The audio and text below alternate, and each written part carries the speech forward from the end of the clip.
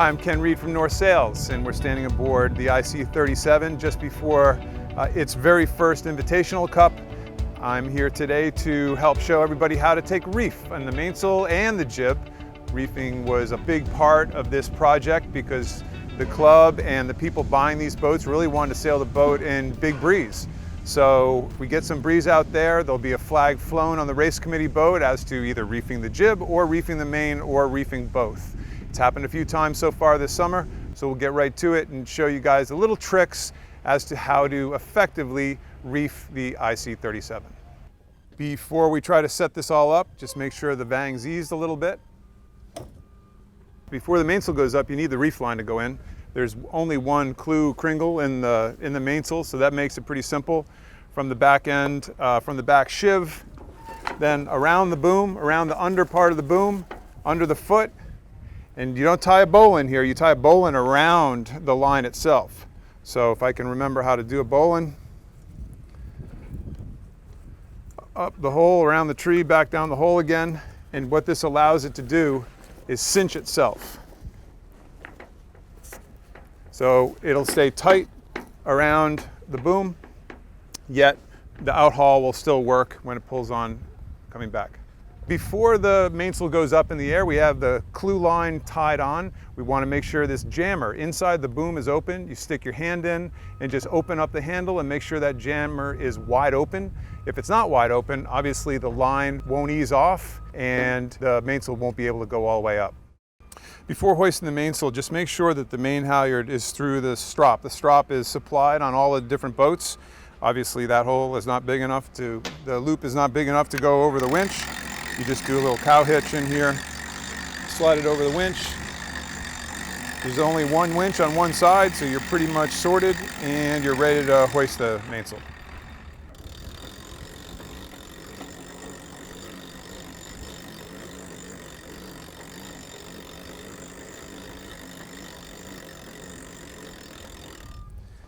Undoing the clutch is obviously important.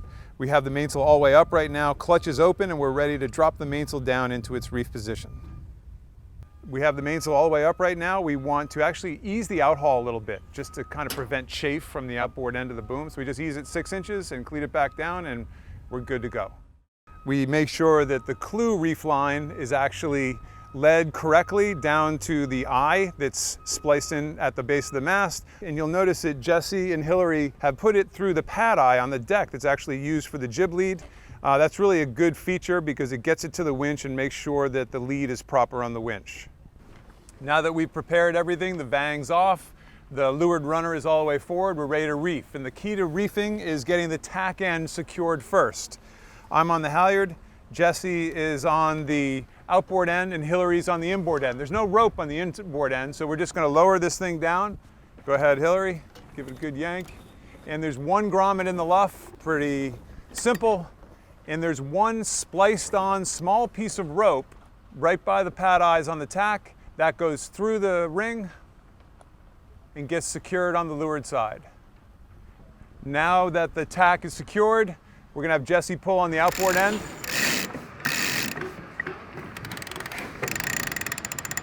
Once the inboard end and outboard end are secured, we're going to go back up to what we consider proper luff tension for the wind conditions. And really it's just a smooth luff. You don't have to go crazy on the luff tension. Knowing that it's going to all stretch a little bit, it's probably slightly more than normal, and we'll hold it there. And we're going to put the clutch closed down below so the halyard is locked off. Made. And once the main is all secure, we're happy with our outhaul tension, we're happy with our luff tension, we will close the jammer off inside the boom. Made. And last but not least, we want to clean up this outboard end reef line, get it off that winch. The jammer is on inside the boom, so the line isn't going to get eased. So we clean it up as much as we can. We pull it out through all the pad eyes, and I think our suggestion at this moment in time is we're going to coil it up and try to stick it right back inside the boom to make sure it's out of the way and away from all your halyards. And voila, we have a reefed mainsail that's perfectly secure and ready to be trimmed like a normal sail. So now we'll focus on the reefing of the jib. And the reefing of the jib is probably different. A lot of you have never reefed a jib before. The reason for a reefed jib rather than two jibs, would the boat go better with a heavy weathered jib versus a reefed big jib? There's no question. But listen, accessibility and making this boat easier for more people to get a hold of, both on a boat owning level and on the charterers level, was really important. So we tried to eliminate as many sails as this inventory as possible. So it's a 3-sail inventory, one jib has to do it all. We're gonna show you how to reef the jib, and there's a few little features here. There's a zipper that we're gonna show you how to use. There's a few little kringles down the center of the sail. We're gonna show you what those are there for. And then there's a little bit of a technique on how you roll the jib up and actually reef it.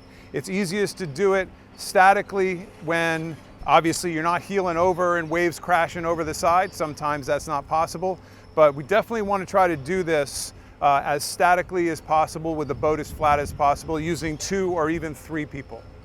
First things first, we have the jib spread out on the deck with the starboard side facing up. The reason why that's important is we have the zipper facing up. This top zipper is facing up in the air. Number 2 is we want to fold the tack back a little bit so it doesn't stick out the front of the boat. So we fold it back so it's just behind, perpendicular to the zipper. That means that's not going to just stick out the front of the boat and be messing around, either getting splashed around by the wind and waves or getting caught up in the spinnaker tack when the asymmetric gets pulled out to the end of the pole. So we want to pull the foot out tight so we can get a good proper roll on this and enough room to position 2 or 3 people along the foot tape. The key part of this is obviously a good tight roll. So we're starting at the same time, front and back. There's a couple little wrinkles. It's not going to be the end of the world. Clue patch is going to take up a little more distance than the tack patch does. We get out to the point where the 2 zippers meet each other up. That means we have a nice effective roll, and we'll start the zipping process. You'll notice a little piece of Velcro at the tack end. That's out of the way right now. We'll show you what that's for here in a minute. Pretty straightforward. We're just going to start the zip, hold on to both ends of the tape, and go right down the sail and zip it up. So in this last few inches, you try to do it controlled because we don't want this to pop. You see where it's been burned away? That's so you can release it at the end of the day. Put your fingers there so it can't actually go over the edge.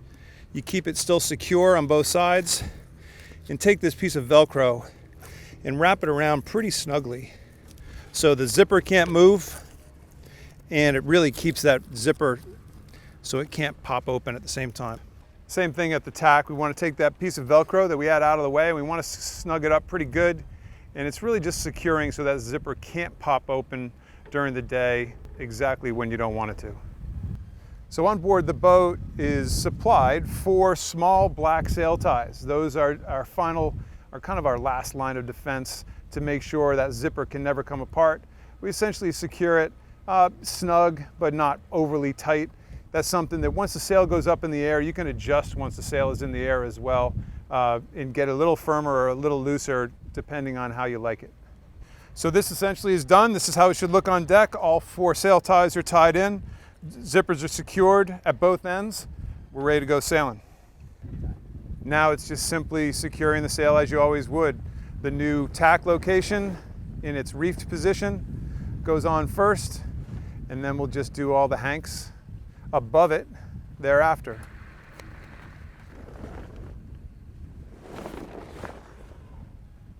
And finally, the sheets go in the new clue position, again the reefed position. Secure those little Velcros so the lines can't shake themselves free on a violent windy tack. Final step, we just pull this jib up. You're ready to secure on all 3 corners and go sailing.